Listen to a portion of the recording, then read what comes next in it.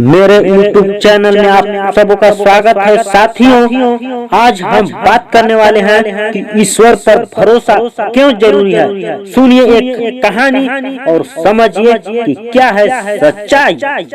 एक राजा अपने मंत्रियों और सिपाहियों के साथ समुद्र यात्रा कर रहा था। अचानक समुद्र में तेज लहरें उठने लगी। राजा बिना घबराए धीरे से बैठे बैठे मन ही मन उस स्थिति का आनंद ले रहा था। पर सिपाहियों में जो राजा का अंग रक्षक था, उसे बहुत डर लगने लगा। देखने में तो वह बहादुर था, लेकिन मन का कमजोर निकला। लहरें और तेजी हो रही थी। वह सिपाही जोर जोर चिल्ला रहा था। राजा ने मंत्रियों से कहा, यह सबका मनोबल तोड़ेगा और सब लोग मारे जाएंगे। उससे कहो चुप होकर बैठे, लेकिन वह चुप होकर बैठने को तैयार न था। राजा ने मंत्री से कहा, इसका कोई इलाज करो। मंत्री ने सामने बैठे एक अधिकारी को पास बुलाकर कान में कुछ कहा। उसने सिपाही को उठाया और लहरों में फेंक दिया। सिपाही डूबने लगा तो और जोर से हाथ पटकने लगा और शोर मचाने लगा। तब मंत्री के कहने पर अधिकारी उस सिपाही को पानी से निकालकर बेड़े पर ले आया। अब सिपाही एकदम चुप होकर बैठ गया। राजा ने मंत्री से कहा, यह तूने क्या किया? तब मंत्री बोला, यह सिपाही खतरा महसूस कर रहा था, इसलिए इसे उससे भी ज्यादा खतरे में डालकर बचा लिया। अब यह कह रहा है कि जान में जान आई।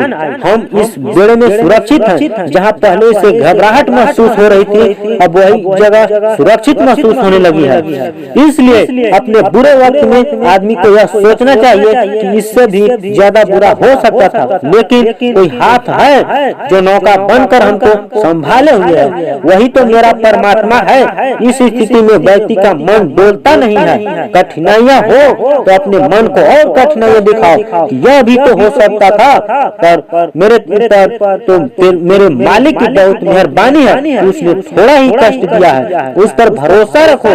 बहुत से लोग भविष्य के प्रति आशंकित रहते हैं और अपने वर्तमान को खराब करते रहते हैं। मन में तरह तरह की आशंकाएं उठती रहती हैं, लेकिन अगर व्यक्ति को अपने में धीरज और परमात्मा में विश्वास हो तो कठिनाइयों का कोहरा छट जाता है।